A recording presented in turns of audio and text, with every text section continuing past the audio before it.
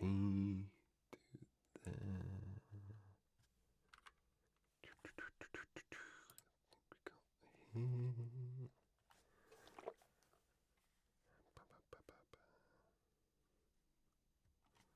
Thank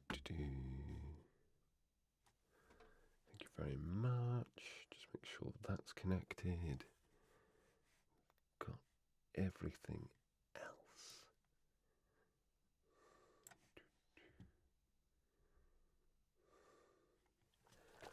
So, hello everybody. My name is Chris Tester, and I'm an actor and voice actor, and it's my great pleasure to join you this evening, depending on where you are in the world right now. I'm in London, UK. I love all things 40k.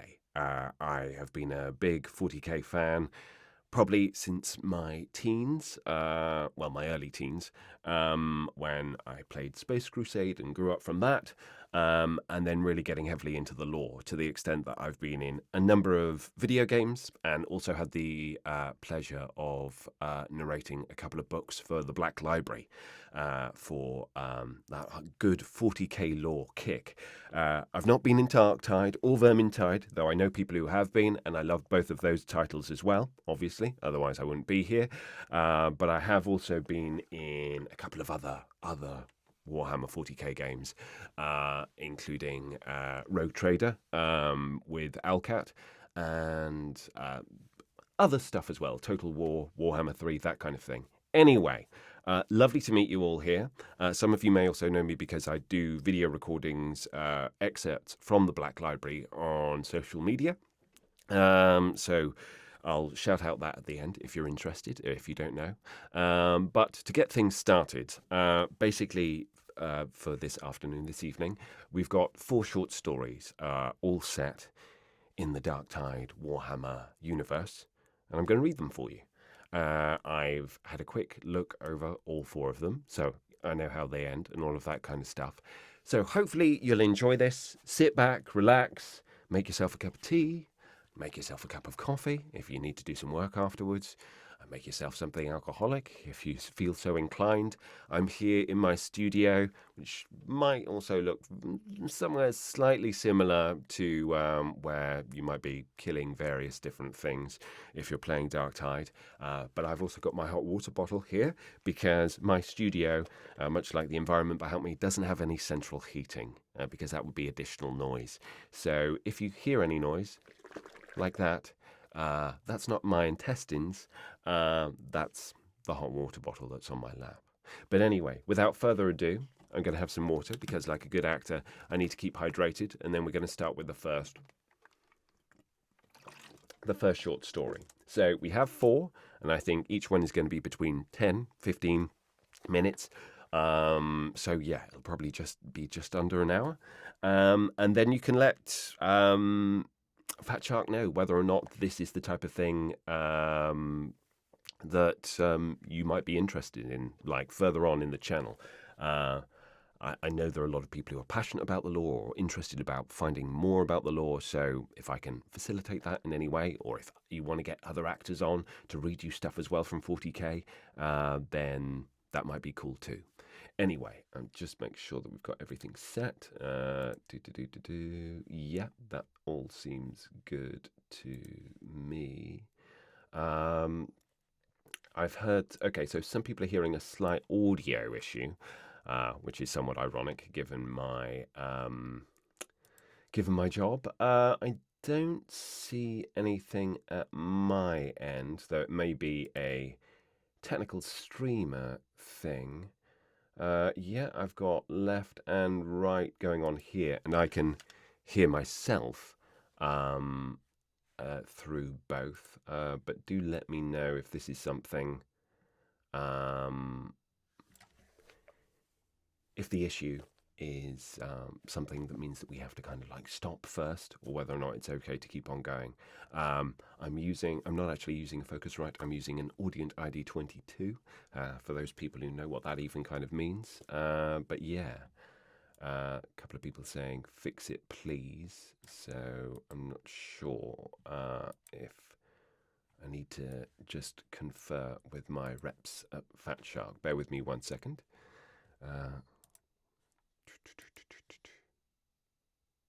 This is part of the exciting element as a newbie streamer.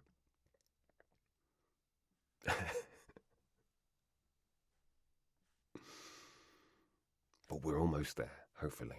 But yeah, I can't currently tell from my side if there's anything else that I should be doing.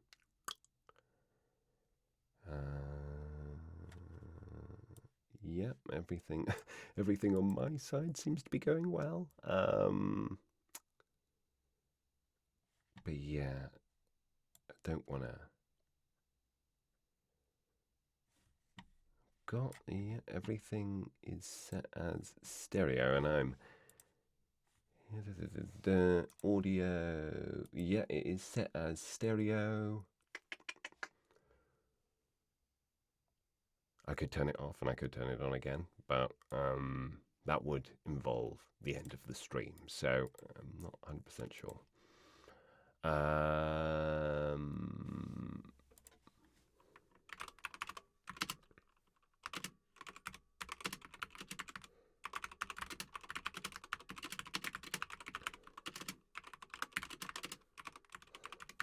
That tapping sensation's great, isn't it?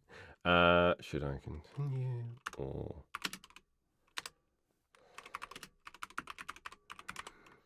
So I'm just conferring whether or not someone wants me to just completely restart everything and then try again, or whether or not we can soldier on with the audio as it is. If it is unbearable, then let me know, obviously. I have not authored any of the short stories. I was going to announce who the writers are as we go. Some of them I'm familiar with, and some of them I'm not, but all are of a reassuring quality. So,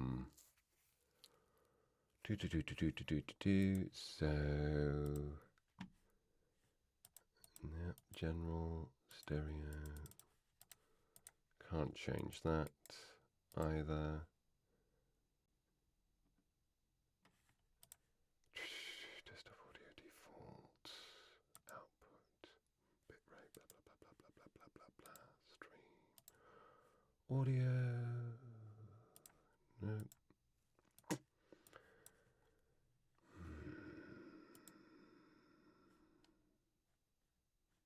Sorry about this, everyone, but hopefully we'll get there in the end.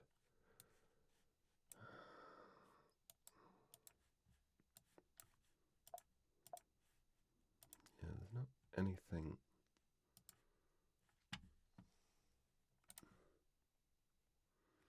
I flipped it to mono and then back to stereo, and still don't think there's anything else that I can do.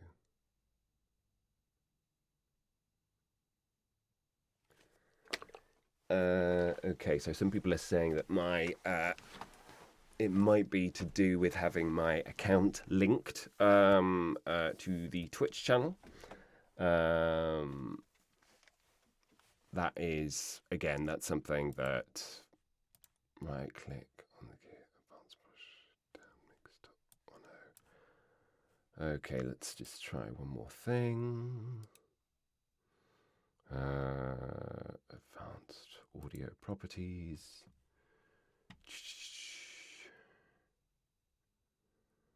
Desktop audio. One of the toggle boxes.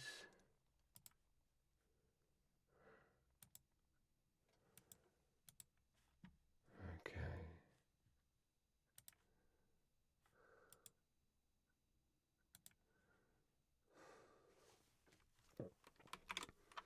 Download down mixed audio.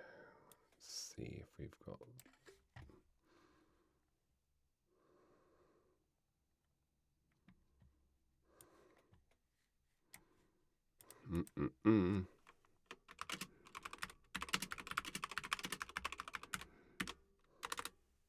Nope. All right.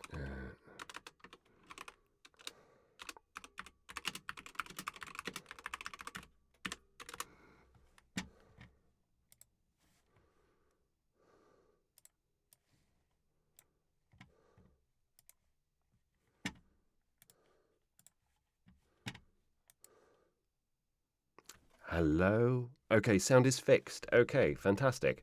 So that seems to have been by complete accident. I literally haven't changed anything.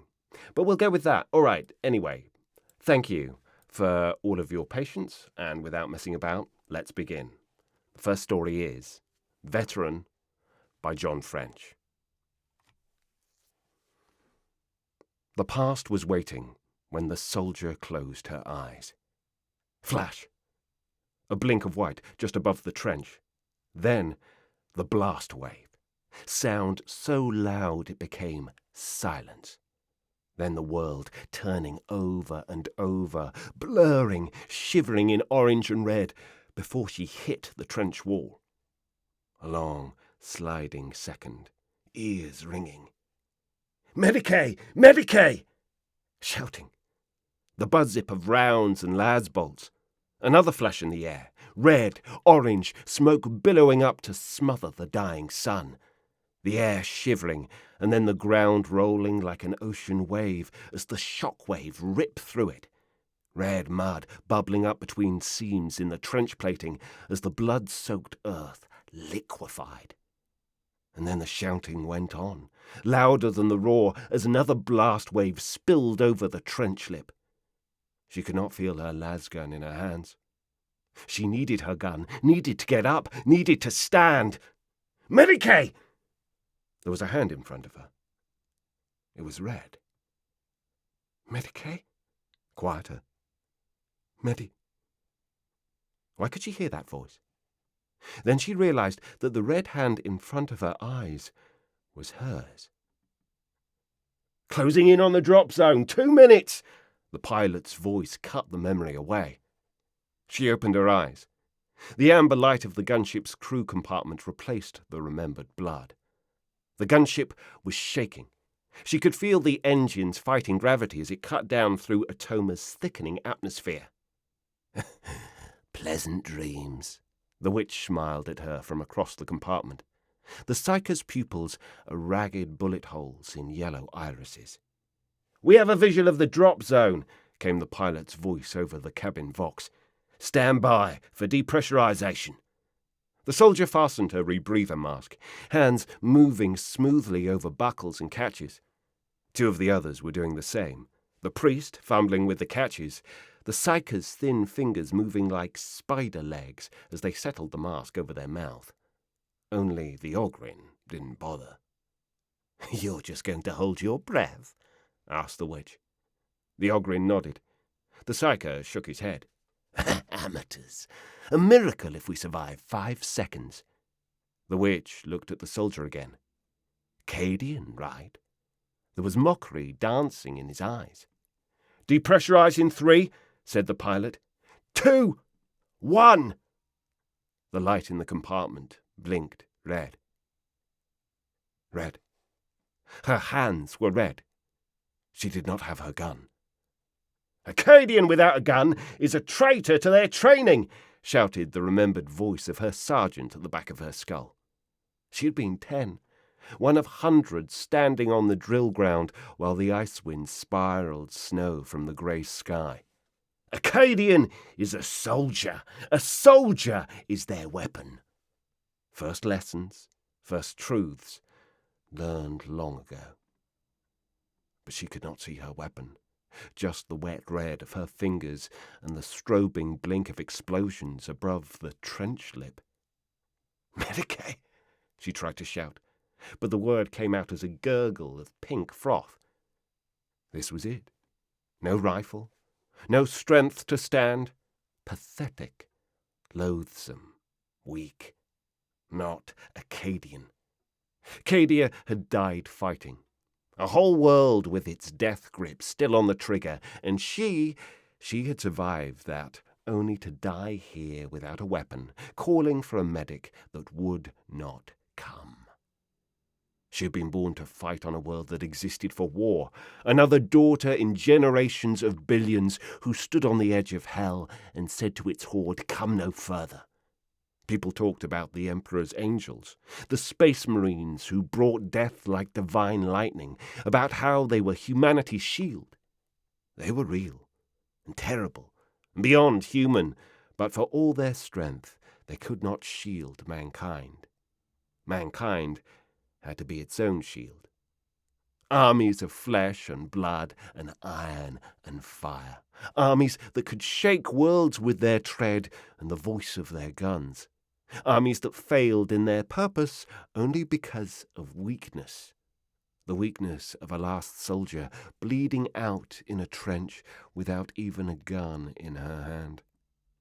Bits of body and armour lay in the red mud around her. A blink before there had been a platoon in that space. Orders snapping the air, gear harnesses clicking, message runners trying to force through the press. Now everything was unmoving beneath the churning sky, unmoving and torn and glossed crimson. She felt something tapping her on the shoulder. Slow, insistent. She forced her gaze up. A hand hung from the rung of a trench ladder above her. She could see the numerals tattooed on the digits and the prayer heads still twined in its grip. Blood was dripping from the curled ring finger to tap her on the head. She saw the enemy then. They were on the lip of the trench above, ragged shapes in mismatched armour, dark and barbed, faces hidden by curtains of chainmail, finger bones tied to gun stocks. They moved quietly, carefully, ghosting down into the trench. She could see the markings of Imperial units under the 8-pointed stars scratched and burnt onto their armour. Weakness. In the end, that was the real enemy. Weakness that let a soldier think that they had a purpose other than to fight and die. Weakness that let treachery become betrayal. Weakness that kept her down here in the red mud. One of the enemy troopers was just 2 steps away from her.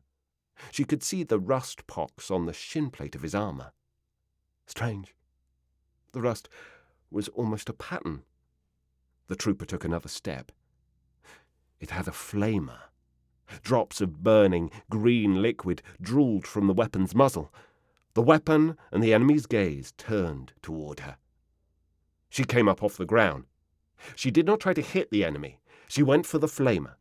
The enemy squeezed the weapon's trigger. Liquid flame joshed down the trench.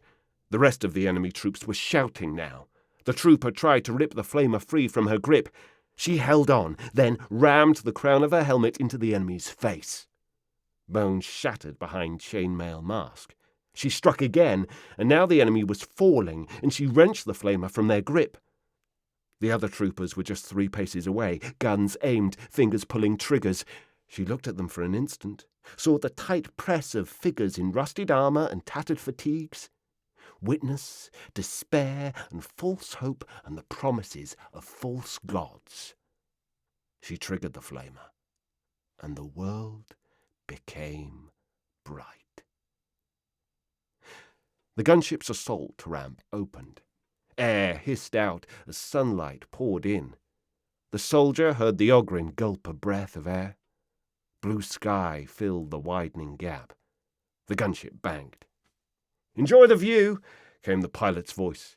"Emperor's blessed and most valued world of Atoma.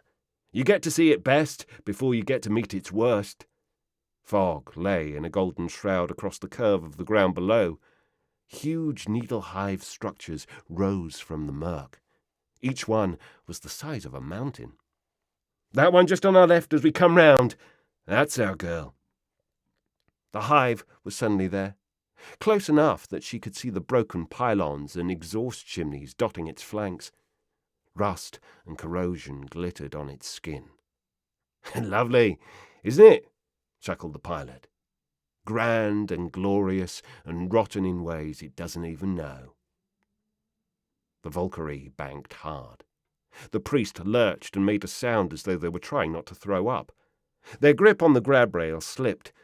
The Ogryn's hand caught the priest's shoulder and yanked them back from the open door.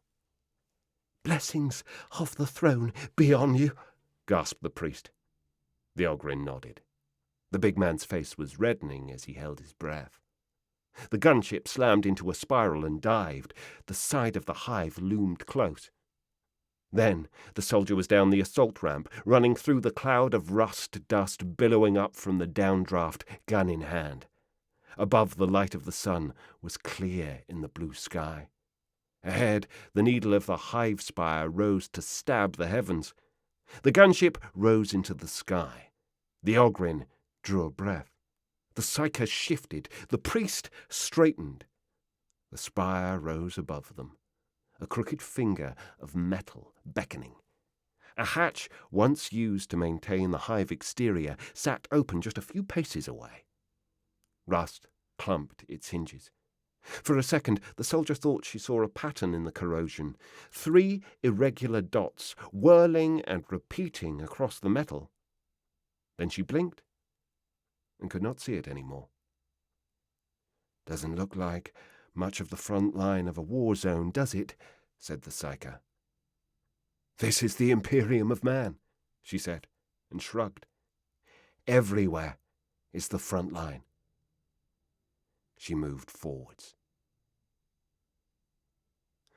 And that's the end of the first one. So, hopefully you are all able to hear me okay. And I'm just going to go straight in with number 2.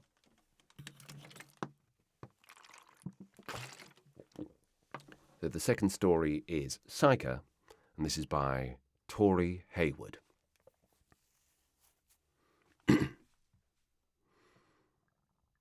Echo was watching a battle unfold.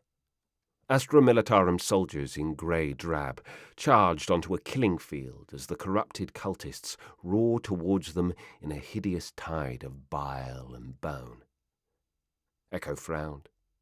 The image was patchy, dragged as it was from an unwilling mind. He willed the interrogatee to focus, but she was paralysed with fear as the battle scene replayed. The memory juddered, and the face of the other weird-veined psychers she'd been deployed with came into focus.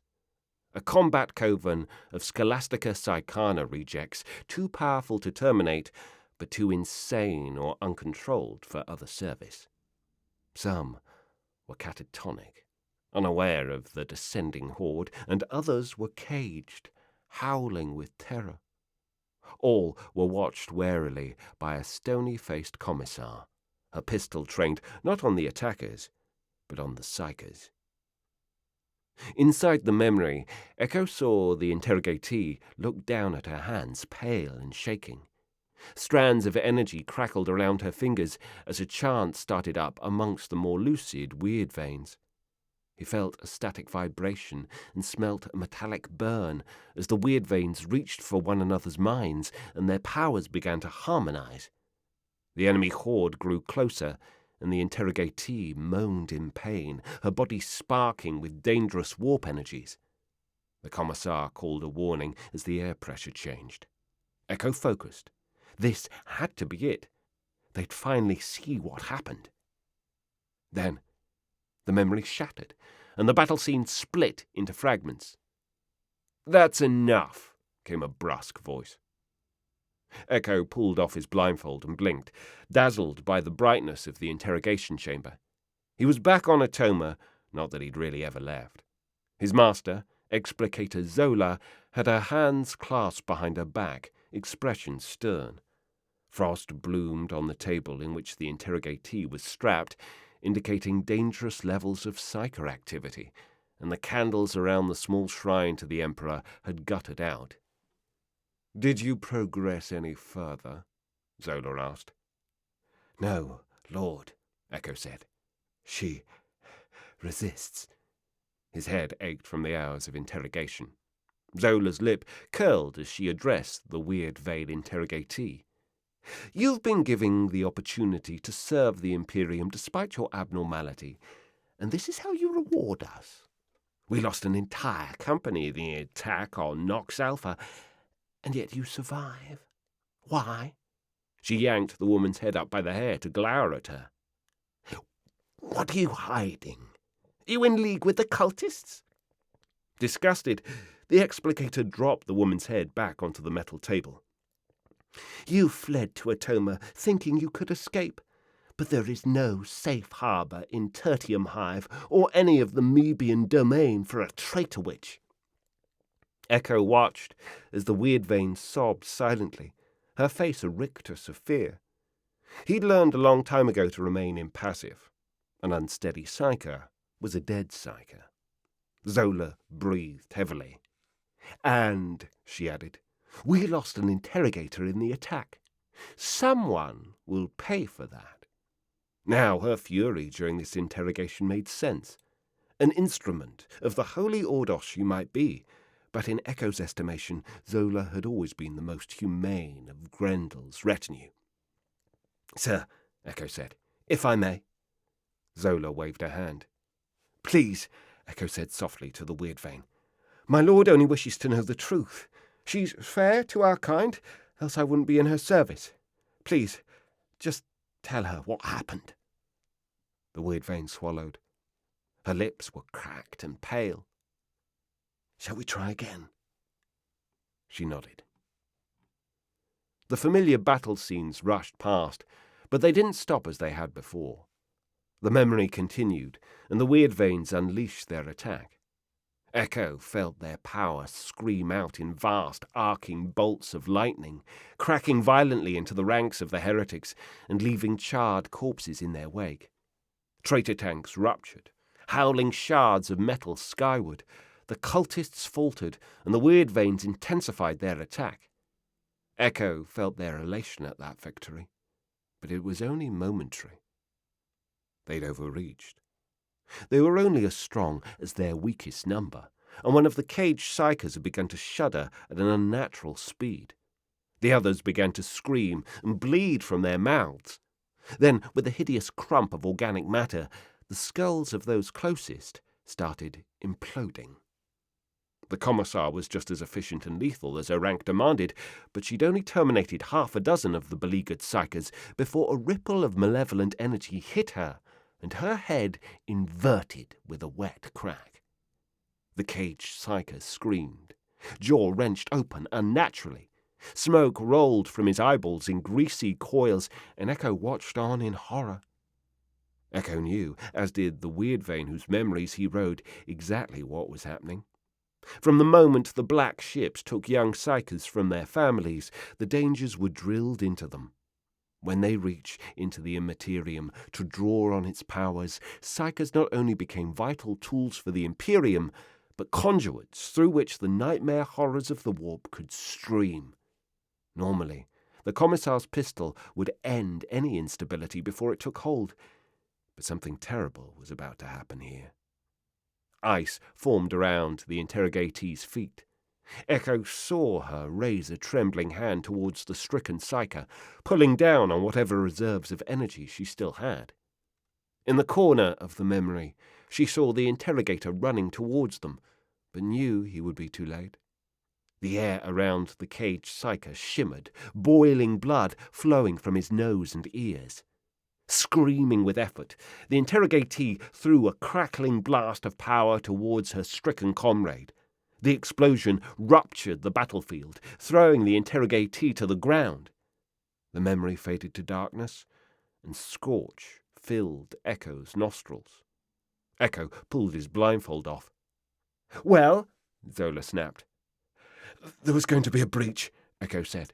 "She terminated the corrupted psyker before it happened. Regretfully, the interrogator was too close to the blast to survive. So she acted in good faith and hid her actions from us through fear," Zola nodded, looking down at the interrogatee. Tears of blood streamed down the exhausted Weirdvane's face. The interrogation process was not gentle, although Echo always tried to reduce the hurt. "Then she shall have mercy." Echo breathed a sigh of relief. "The Emperor's mercy," the explicator said, drawing her pistol and firing 2 rounds directly into the woman's skull. Echo froze in shock as the woman's body went limp. "A waste," the explicator said grimly. "But there's no coming back from exposure to a corrupted element. Termination is the only way."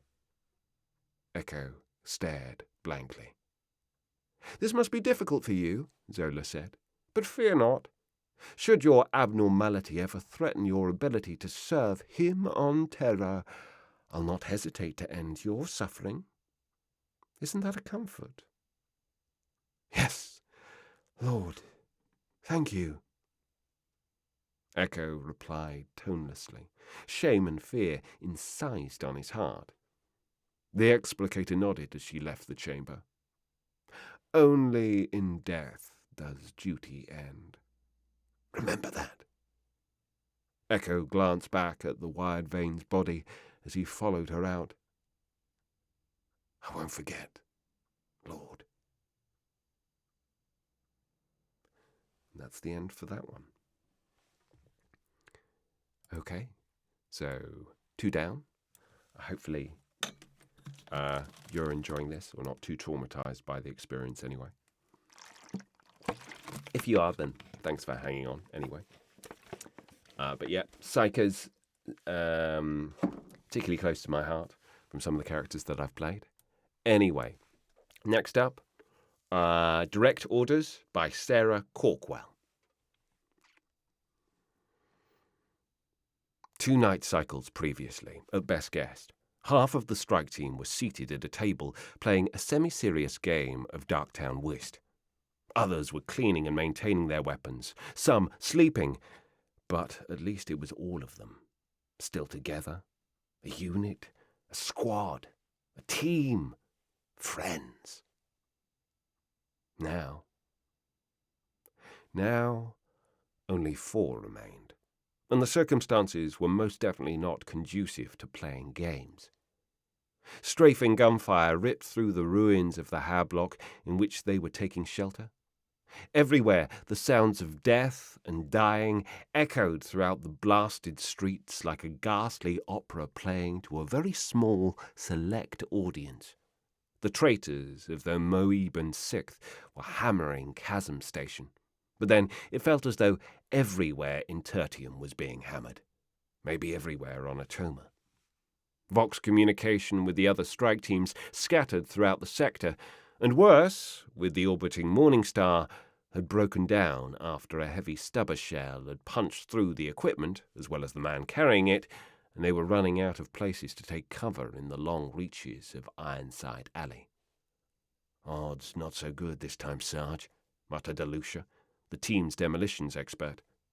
Her long black hair, usually wound up tightly beneath her cap, had come loose and hung in strands around her harassed face.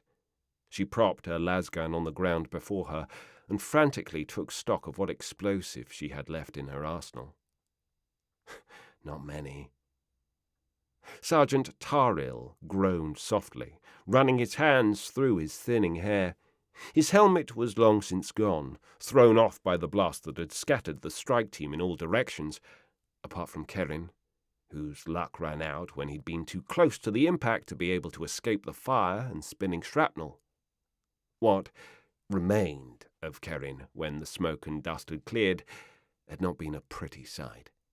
An even less pretty sight was that of the big Ogrin, Tig, as he had cradled his best friend's torso in his arms, trying to convince himself that everything was fine.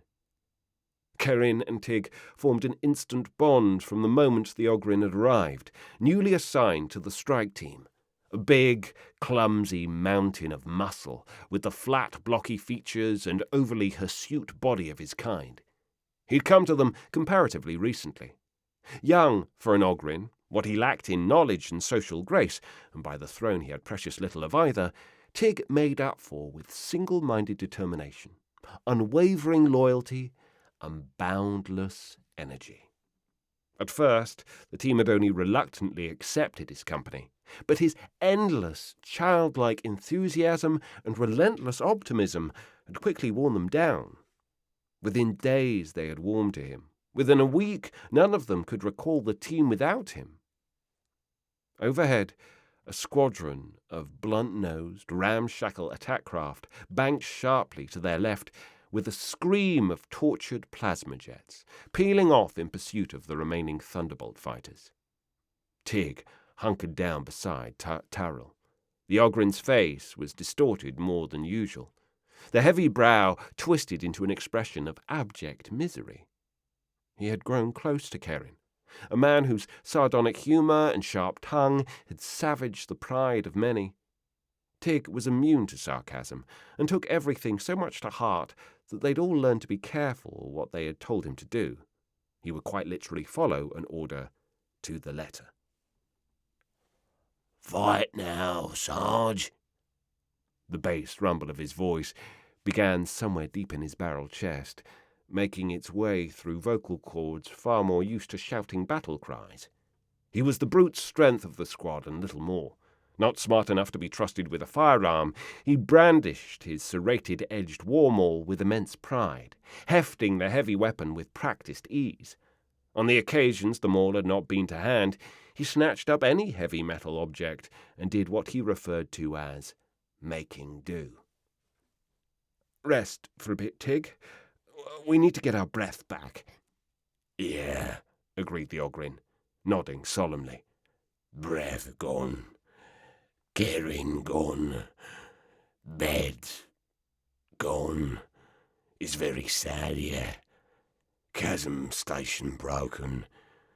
Tig fight now while you get your breath back." He patted his sergeant on the shoulder awkwardly. Terrell winced at the heavy-handed gesture, but couldn't hide the tired smile that flickered over his face. "Stay where you are, Tig. That's an order." If the Ogryn moved out of cover now, he would attract the attention of recon teams. Even if there was no enemies on the ground within sight, Tig was large enough that he'd be an obvious target for the traitor aircraft. The Ogryn may have been as tough as the Commissar's boot, but he was not immortal. Tig scratched at the back of his neck, dislodging a clod of earth clinging there from an earlier trip in the mud. "Tig fight," he repeated. Then his face darkened. "It's all Tig can do now. No bed, no Kerin, no squad if Tig not fight." His muscles were bunched beneath the surface, and his posture suggested that he was ready to burst from cover there and then, but Taril put a restraining hand, for what little could it do to him, on the Ogryn's arm. "No," he said sharply. "Tig, stay." He loathed talking to the Ogryn like an animal, but it was sometimes necessary. The abhuman understood and obeyed simple commands, and it was how most people spoke to him when they deigned to speak to him at all. Even Taril had spoken to him like that in the start. Then he had come to realize that the Ogryn wasn't stupid, not exactly. He simply possessed the world around him in a different way and at a different speed. Maybe it shouldn't have come as a shock, but it had. Over time, that realization had deepened into understanding to the point that he knew he could rely on Tig as much as any member of the squad. Maybe more so, were he brutally honest. Fresh explosions rocked the shell of the hablock in the ruins of which they were hiding. Debris rained down on their heads. Sergeant Tarrell looked over at Alusha and Gorek, the other remaining squad members. They were hunkered down, frantically scooping out foxholes in the debris and making themselves as small as they could in an effort to minimize the chances of being hit by fallen masonry and stray rounds.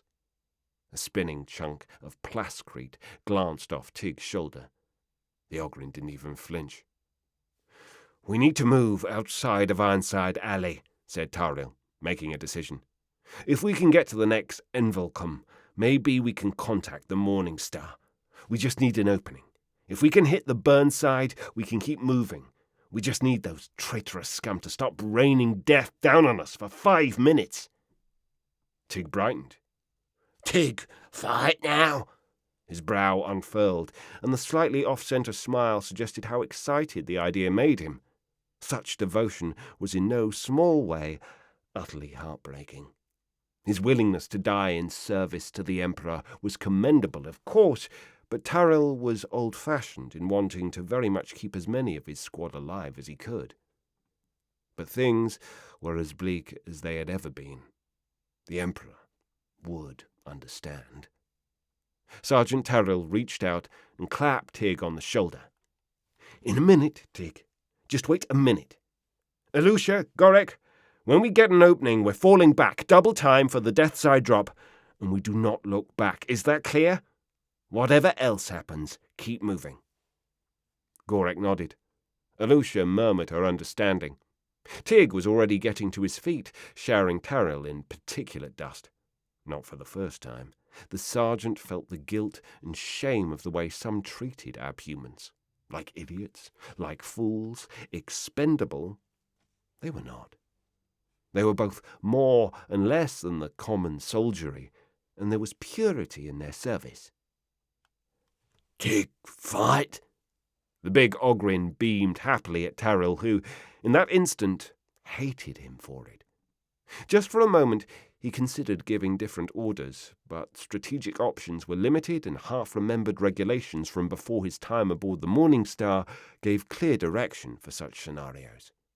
He released his hand on Tig's shoulder and nodded sharply. Any sorrow would have to wait. It would probably have to wait a very long time. "Yes, Tig. You fight, my friend. If you can, meet us in Enclavum Barros. But now, get out there and make those carking traitors hurt. That's a direct order. Emperor be with you." Tig's rumbling, infectious laughter slowly grew softer as he set off at a loping run towards the enemy. Taril knew there was no way in all the Imperium's million worlds that he'd ever see the Ogrin again. "Emperor, be with you," he repeated in a low, grim voice. "And may he forgive me." And that's the end of that one. Okay, so thank you if you have made it thus far. And we've got one final story. So how are we doing time-wise? Yeah, so it's just ever so slightly longer. Just 5 hours. Fun note, when recording audiobooks, certainly for the 40k audiobooks that I've done with the Black Library, you go into a studio with one of their technicians, and the Black Library are amazing at being able to furnish you with all of the pronunciations in advance so that you can practice them. Also, there are accepted vocal references, so I've never voiced an Ogrin. My apologies for that.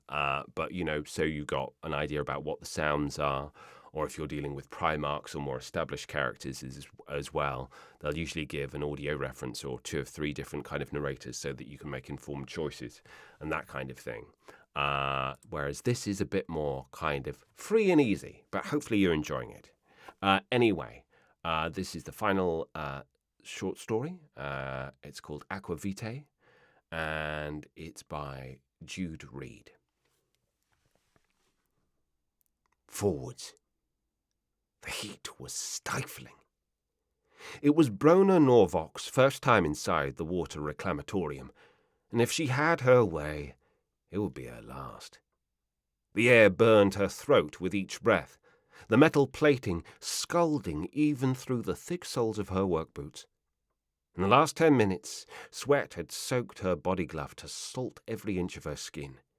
It seemed impossible that anyone could work in these conditions, let alone the capering, scrawny fool at her side. Brona wiped the stinging sweat from her forehead with the back of her hand. "Exactly how much longer do you expect this wild Grox chase to take?" "Only a little further." The labourer flashed a toothless, apologetic smile. "Patience, I beg you, honoured enforcer." "For the last time, I am not an enforcer," Brona muttered. Proper enforcers, not lowly factorum guards hired by the overseer to keep the labourers in order on their journeys between their work and the sprawling down-hive hab blocks, had better things to do than investigate spurious rumours of stolen rations. "What exactly do you need to show me?" The labourer nodded, almost grovelling in his eagerness to please. Brona wasn't a tall woman, no one down hive was, but Hanek barely reached her shoulder, the bones beneath his synth-weave robes as fine as a bird's. If what he had said when he had brought his complaint to the overseer was to be believed, he was a shift supervisor with 10 years of experience. Not many labourers made it to a full decade of service in the reclamatorium, which made his wild allegations come as even more of a surprise. Look, Hanek pointed a scrawny finger down the passageway, his other hand tugging at Brona's sleeve. there. Touch me again, and I swear by the throne, I will end you. Oh, forgive me. The labourer bowed his head, his rheumy eyes still fixed on the darkness. But do you see them? Brona squinted down the narrow passageway, her eyes acclimatizing to the gloom. 3 robed and hooded figures were attending to the steaming copper pipes that ran along the walls. I see diligent labourers about their business, shift supervisor. Surely that can't be what you've brought me down here to witness. But you do see them. There was a desperate intensity to the little man's voice. Brona shook her head, frustrated, then stopped as one of the labourers reached overhead, causing her hood to fall back. The contrast with Hanek's fragile frame could hardly have been starker. Where the shift supervisor was skin and bone, the labourer at the pipes was solidly built, her wrists broad and her neck corded with muscle. Fine tattoos snaked across the big woman's face, vanishing into close-cropped pale hair. They must be stealing food, honoured enforcer. This time she let Hanek's mistake go uncorrected. No one could sustain such vigour on our allotted ration. Should I take that as a complaint, shift supervisor? Hanek lifted his hands and wheedled out an apology. No, honoured enforcer, I am grateful for the overseer's generosity. I wish only to see these thieves punished appropriately. Brona shot a glance down the corridor. The burly labourer had disconnected a section of pipe and was holding up a heavy-looking replacement for her fellows to weld into position. And how do you know they're thieves? Not just blessed by the Emperor with a sound constitution, or buying extra food in the markets. She knew her question was stupid before it left her mouth. No one here had the God Emperor's blessing, and the pittance the labourers earned each month after rations and accommodation were deducted would barely have been enough to buy a single extra meal, let alone enough to maintain the strength she had just witnessed. Either the labourers had found some way to conjure nutrition out of empty air, or the repugnant little shift supervisor was correct. Hanek's toothless mouth was stretched wide into a grin of triumph. Because I've seen where they hide their stolen goods. You swear it? He met her gaze without flinching. I swear it. Then take me there. Now. The door didn't look like much. Just a single sheet of metal set into the plascrete walls of one of the upper gantries, the sort that might have led to an alcove for storing cleaning equipment or machine parts awaiting repair. They keep their stores there? She asked. Yes. Hanek was nodding hard enough that his scrawny neck looked about to snap. In and out, all the time. They must be punished, honoured enforcer. Punished for their theft and for their lies. The sooner this matter was laid to rest, the sooner she could be out of the reclamatorium, you will get there eventually, and out of Hanek's loathsome company. She put a hand to the door and shoved, and it swung open with a creak of ancient hinges. The closet inside smelled damp, with an undercurrent of decay that the heavy smell of cleaning unguents couldn't quite mask. Brona stepped inside and activated her flash lumen, then stopped, her breath catching in her throat. Light was gleaming from an open pair of eyes, staring directly back at her from the gloom. The flash lumen dropped from her hand, its beam casting wild shadows across the cramped confines of the alcove. For throne's sake! What is it? What happened? Nothing. Brona drew a deep breath and stooped to recover her flash lumen, her heart thudding. Just a broken servitor and a pile of old junk. If your colleagues are storing stolen goods somewhere in the Factorum, it's not here." Hanek elbowed his way inside the cramped space, his face creasing with disbelief. "That's not possible. They come here all the time. I don't understand." Something in Brona snapped. "You useless little worm. I've got better things to do than indulge your workplace squabbles." She grabbed his coveralls in both fists and shoved him into a bundle of broken mop handles, but instead of meeting the resistance of the wall behind her, she encountered only a filthy Plastec sheet hung across the empty space. She thrust Hanek roughly to one side and drew back the drape. A gust of warm, fetid air met her face, the smell rank enough to bring bile flooding into her mouth. Beyond, the space opened up into a cramped passageway filled with pipes and valves that led further into the darkness. She played her lumen beam across a glistening trail of slime marked with smeary, booted footprints. "Close the door," she said, then drew her stub gun and squeezed herself into the narrow passageway between the pipes and the wall. The quality of the light changed as she squeezed her way along the pipelines, turning to an oily grey that only made the shadows deeper by comparison. The heat was close to unbearable now, pressed close around her like a tangible force.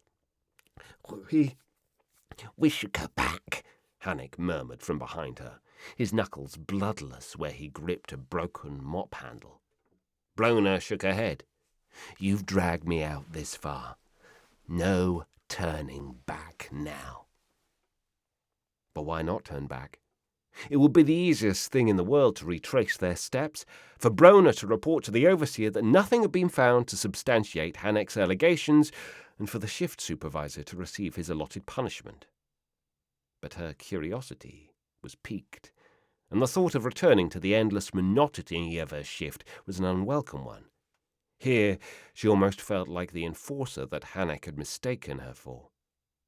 Here she could imagine her actions had meaning, something that might grant her the merest modicum of favour in the God Emperor's sight. Ahead, the source of the dim light became apparent as the passageway opened onto a grid of gantries suspended above one of the Manufactorum's enormous tank rooms. Pipes swarmed down from overhead, discharging freshly purified water into an open-top steel tank that was large enough to hold a small hablock. Overspill from the pipes fell in glittering waterfalls like a benediction, and she tilted her face upwards to wash the sweat from her skin. It would have been easy to miss the little shrine. It had been placed on the gantry overhanging the very centre of the room, the glow of its candles warm and welcoming by comparison with the grey light seeping through the dirty glassinine roof. "Don't you have a labourer's chapel?" Brona asked. "Of course, honoured enforcer." "Then why—" Brona waved a hand. "Why this?" Her feet clattered on the metal gantry as she moved along the grid of hanging walkways towards the makeshift shrine. It was made of an old copper vat polished to a gleaming, iridescent shine. She stopped close enough that she could see the gilded reliquary on top, its lid lying open. A prickle of unease ran down her back. "Honoured enforcer." Hanek's silhouette flickered in the corner of her vision, and she waved him irritably away. Brona leaned forward. Nestled inside the reliquary lay a skeletal finger, far too large to come from any normal mortal. Shreds of ancient, mummified skin still clung to the discoloured bone, and the stench of decay rising from the reliquary lingered in the back of her throat. A puddle of purulent fluid had collected around it and was dribbling through the reliquary's base, down the copper of the shrine, dripping through the gantry floor and into the great open-topped vat below. "Honoured enforcer, please." The gantry creaked behind her. Brona turned sharply to see a group of 3 labourers advancing towards her, led by the burly woman she had seen on the lower level. Come to worship at grandfather's shrine, the woman said. Brona took a step back and aimed her stub pistol. Stay back. The woman smiled pleasantly and took another step forward. In the light from overhead, what had seemed like health and vigour was revealed as something unnatural, something malevolent. The woman's flesh was doughy and pale, skin stretched tight and gleaming over swollen tissues beneath. What Brona had taken for tattoos on the woman's face were blood vessels, a dull grey-green, as though a fungal soup was running in her veins instead of blood. I can't let you stop what we're doing here. Brona took aim at the labourer on the woman's right and fired. The stubber kicked in her hand, and the bullet punched a neat hole through the skin just above the man's right eye. He dropped like a stunned grox. The big woman gave a roar of anger, lowered her head, and charged. Brona fired into the woman's chest, once, twice, but the labourer didn't slow. Hanek stepped forward and swung his mop handle into the other labourer's face, and then the big woman hit Brona like a speeding ground car, driving her into the altar, sending the reliquary flying, and then slamming her into the ground. A brawny hand locked around Brona's wrist and slammed her hand into the ground again and again, but she kept her fingers locked tight around the pistol. The cultist weight on her chest was making it difficult to breathe. Brona shoved upwards with her free hand, and her thumb sank into something soft and yielding. The woman recoiled with a shriek, wet red jelly seeping down her pallid cheek. "My eye, you bitch! My eye!" The momentary distraction was enough. Brona scrambled to her feet and brought the pistol round again. "Hanek, down!" The scrawny labourer ducked just in time. The bullet struck his assailant in the shoulder. The man staggered back, off balance, and the momentum was enough to take him over the handrail, still screaming as Brona turned her pistol back to the leader. "How many of you are there?" "Our name is Legion, for we are—" Brona fired again. The shot hit the woman in the thigh, and she shrieked, a high animal shriek that almost made Brona pity her. Almost. "How many?"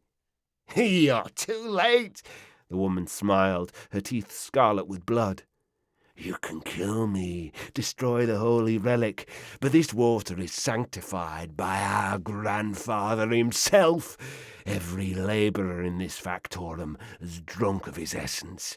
Soon the whole hive will know his blessing." The woman's gaze darted to the side. Brona followed it to the suppurating finger bone, lying free of its reliquary on the edge of the gantry. Her finger tightened on the trigger, but the cultist was too quick. The cultist hand closed around the blasphemous relic, her face lighting up with triumph. Then she plunged over the side into the waiting waters below. "Throne!" Brona scrambled to her feet. Hanek was supporting himself on the handrail, doubled over and breathing heavily. "Where does the outflow from this tank go? What does it supply?" "The whole factorum." Hanek's voice was flat. "The workers here have been drinking it for months." "What about the city? Does it drain into the city's water supply?" He shook his head. "Not directly." Brona leaned her weight on the railing, the metal hot to the touch, her mouth dry. Had she drunk water since setting foot inside the reclamatorium? Uncertainty was an uncomfortable state to be in when a single drop would bring corruption. "Honoured enforcer?" Hanek's voice was soft, shorn of the wheedling edge she had come to expect. "I must ask you a favour." "What?" He motioned to the stub pistol in her hand. "For the Emperor's mercy." Brona shook her head. "No, we take this to the overseer. She can—" "Honoured enforcer." Hanek managed a resigned smile. "You know what will happen to everyone who worked within this place? You and the guards outside may yet be spared, but for the labourers, only death awaits. I would prefer my death now, if you would be so kind." He closed his eyes, lips moving in silent prayer. Brona searched her thoughts for a prayer of her own. She cleared her throat. "God Emperor, have mercy on this man, your faithful servant." For a moment she would have sworn that she saw Hanek's face bathed in light. The pistol's report echoed through the vast empty hall, and the light died. The image on the screen was grainy and dark, but the figure sitting in the centre of the cell was visible enough. A woman, kneeling at prayer, her head so freshly shaven that the nicks and scrapes on her bare scalp were clear despite the low-quality vis-augers. "You're sure this is the one you want, my Lord Interrogator?" the acolyte said, eyes flicking down to her data slate. "Brona Norvok. She's a simple Factorum guard. If the team needs more muscle, surely one of the Hive enforcers." The acolyte's master raised a hand, and the acolyte fell silent. "Tenacity, courage, a kindling spark of the true faith. She has faced damnation and emerged with her soul unsustained, which is more than can be said for those luckless manufactorum workers whose pyre smoke is filling the air with stench." He rose to his feet and sniffed disdainfully. "Have her brought up from the penitentium, and tell the pilot to make the gun cutter ready to depart." "Yes, Lord Interrogator." "Our newest companion has endured her first test of faith." The hint of a smile crept across the interrogator's face. "Let us waste no time in finding her a fresh challenge." And that's the end. So, thank you so much for your patience with my stumblings, and for joining with me, and to Fatshark and the Fatshark team for allowing me to be on here.